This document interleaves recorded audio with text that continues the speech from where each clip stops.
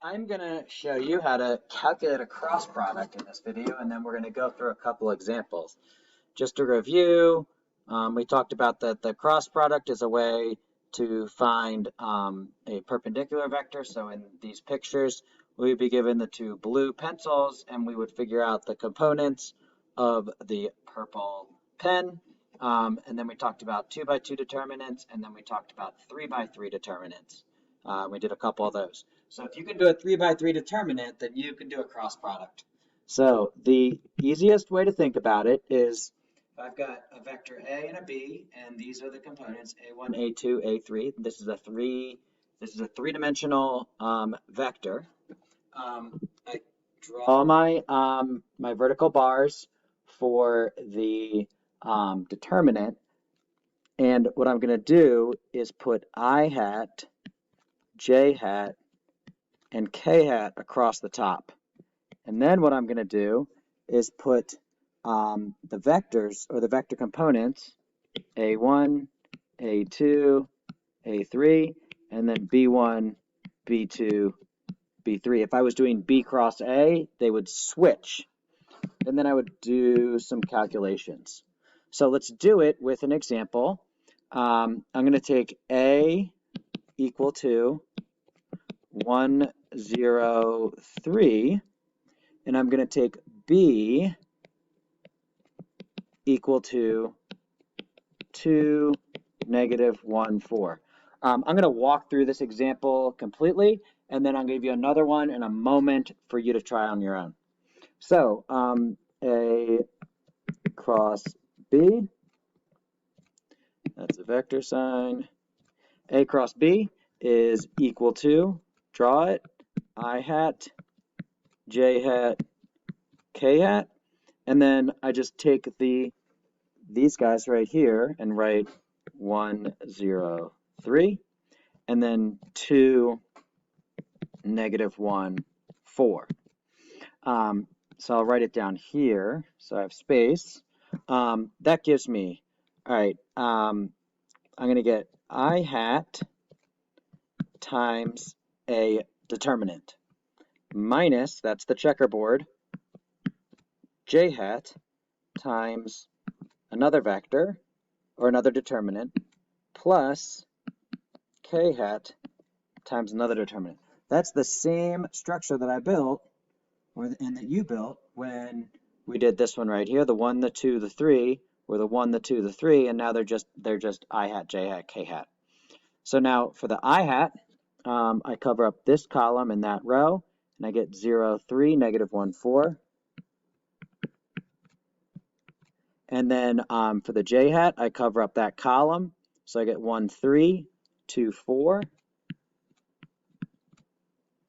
And then for the K hat, I cover up this last column, and I get 1, 0, 2, negative 1.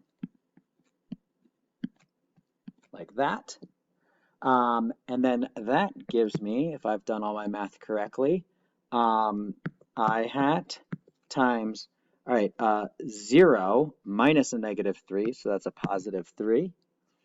And then minus J hat times, all right, I got 4 minus 6, so that's negative 2. And then my K hat is negative 1 minus 0, so plus K hat times negative 1, which gives me 3 I hat plus 2 J hat minus K hat. And if you want to write that in bracket notation, you can write it as 3, comma 2, comma negative 1. And that is a cross product. And you should see that it's really just, if you know how to do a 3 by 3 determinant, you can do a cross product. So now I want you to try one. You should have, or sorry, I want you to try A equal to 1, 0, 5, and B equal to 3, 0, negative 2. Now, there is something significant about the vectors that I've chosen. See if you see it, and it's related, and it's going to make your calculations actually pretty easy. It's related to these pictures up here and this statement right here, and it should help you see some things. So hit pause, go ahead and do it, and I will pop up the answer in a moment. Here comes your answer. Okay, take a look. I get 0, 17, 0. The reason I did that, or I got that, is because it's got this column of zeros. So this one, bam, bam, that product's 0. Same thing with this one, column. So that and that gives me 0. The only thing that has a number is the j hat. So I got my negative for my checkerboard, and then this deet is negative 17. So I get a double negative, 0, 17, 0. And now I've written, this makes total sense. I want to show you why. I'm going to zoom in a little bit and write, well, how am I going to do this? All right, I'm going to go like this, and I'm going to go out like that. I'm going to go back this way. How tall do I have to go? 5. All right, so this is my x coordinate, or my x-axis. This is my y-axis. This is my z-axis. Now, let me put some ticks here. Trying to space them evenly so that they're even with these.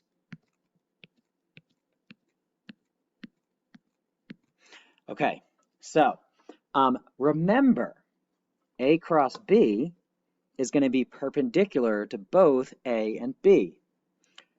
These guys right here, A and B, neither of them has a y component. It's 0 here and 0 here. That means that this vector A and this vector B, they are parallel to this xz plane. Let me draw some things here. Zoom out. I'm going to go like this. I'll use red. So I could go, well, I'm going to use this one. So I could draw a little plane like this. That's like that. And I'm trying to depict the xz plane, which is three-dimensional, in 2 dimensions. But you can see how this would be the z-axis right here, and this thing, like this line right here of the x-axis, would come out and be contained in there, right? So if I graph A is 1, 0, 5. So I'll do it in red.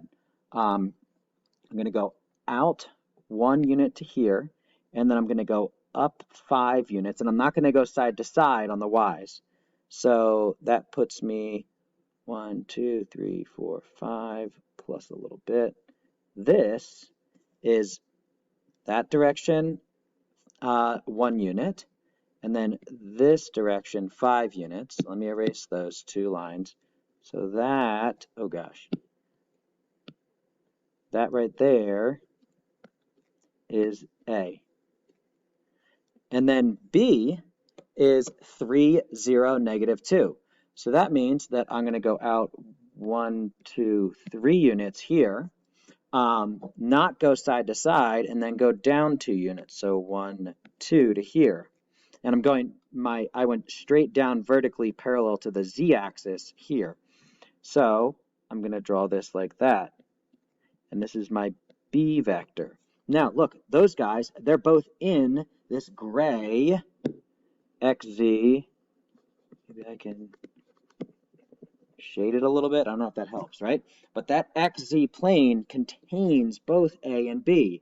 So if I do its cross product, then the cross product, 0, 17, 0, better be perpendicular to that gray plane. And it is, because it comes out like this. If I draw all of them so that their tails are all touching, that thing comes straight out the y-axis, 17 units.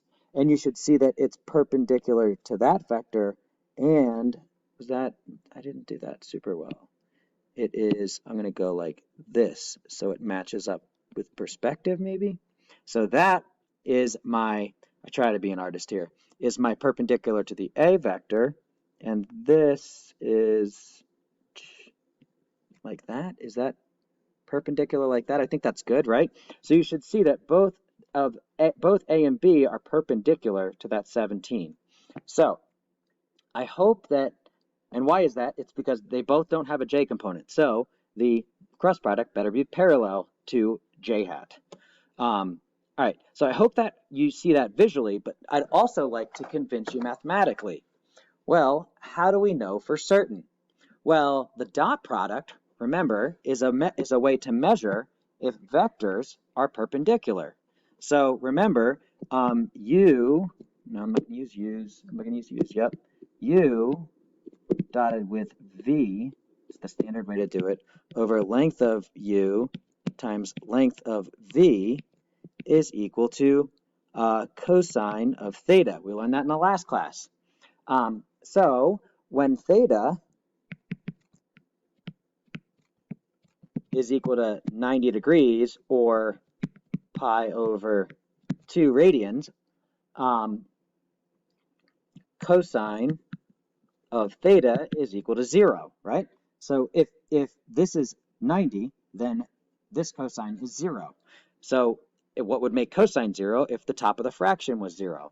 So when theta is 90 degrees, we get u and v perpendicular because their angle will be 90 degrees. So u dot v equals 0. Well, that is equivalent to saying that u and v are perpendicular to each other. Those are absolutely equivalent statements. So what I can do is take those vectors that I had.